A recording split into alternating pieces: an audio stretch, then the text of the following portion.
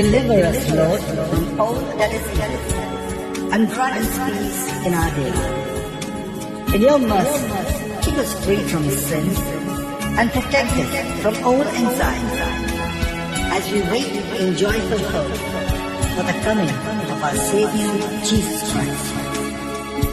For thine is the kingdom.